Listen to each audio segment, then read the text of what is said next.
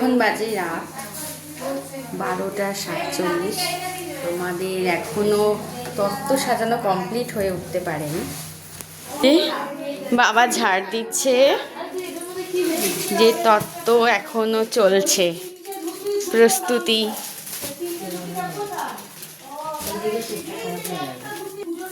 একদম মেহেন্দি করে হাতে বসে আছি।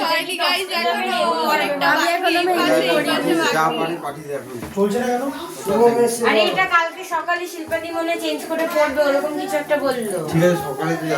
এই তো এখানে ঝুলছে তো দে না। এখনো ওই রুমে যাচ্ছি, ওই রুমে এখনো মেহেন্দি পড়া চলছে। এই রুমে এখনো মেহেন্দি পড়া চলছে। এই যে এখনো এই রুমে মেহেন্দি পড়া চলছে।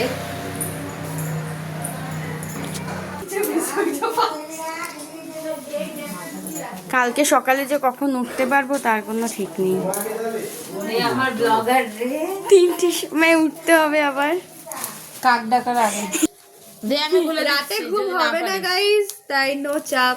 সারা রাত জেগে থাকবো, কালকেও সারাদিন জেগে থাকবো, পরের দিনও সারাদিন জেগে থাকবো, তারপর একদম টেনে ঘুম। বড় তত্ত্ব সাজাচ্ছে। তুই এই হাসিটা কিছু সবাই তত্ত্ব সাজাচ্ছি।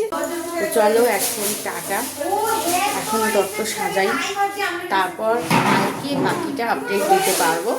Good night. জানি না কখন ঘুমাতে পারবো।